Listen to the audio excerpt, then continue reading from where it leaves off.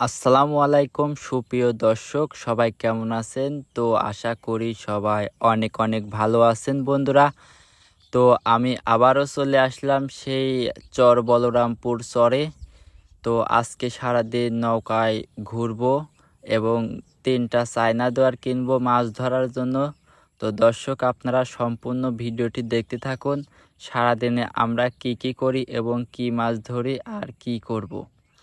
তো দর্শক, ভিডিওটি ধৈর্য সহকারে দেখবেন। তো আপনারা দেখতে পারতেছেন আমরা কিন্তু অলরেডি নৌকায় উঠে পড়ছি। তো দর্শক, ওঠার পরে পিছনে কিন্তু দেখতে পারতেছেন অনেক বড় বড় নদী। তো ভিউটাও কিন্তু পুরোপুরি অস্থির ছিল বন্ধুরা। তো আমি নৌকার মাথায় উঠেছি। তো দেখেন, নৌকার মাথার থেকে ধরেছি অনেক সুন্দর একটি দৃশ্য। তো সম্পূর্ণ ভিডিওটি ধৈর্য সহকারে দেখবেন বন্ধুরা। তো নৌকায় আমরা আছি বর্তমান 3-4 জন। তো দেখেন, আকাশটার ভিউ কিন্তু অনেক সুন্দর বন্ধুরা। তো পানিও মোটামুটি অনেক বাড়তি।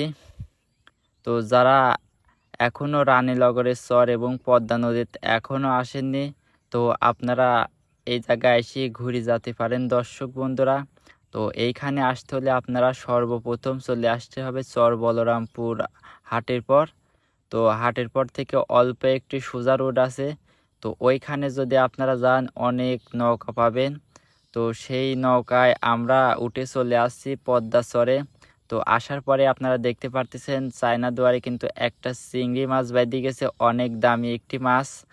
তো দেখতে পাচ্ছেন চিংড়ি মাছ কিন্তু একদমই তরতাজা। তো সেই সাথে নৌকালা কিন্তু অলরেডি আমাদের 3টা চায়না দুয়ার দেওয়ার জন্য কিন্তু পানিতে নেমে পড়ছে দর্শক। তো আপনারা দেখতে পারতেছেন এখন চায়না দুয়ারে কিন্তু মাছ ভরপুর। তো এখনও কিন্তু চায়না দুয়ার ঝাড়া হয়নি বন্ধুরা। তো আমাদের চায়না দুয়ার কিনা কিন্তু শেষ দর্শক।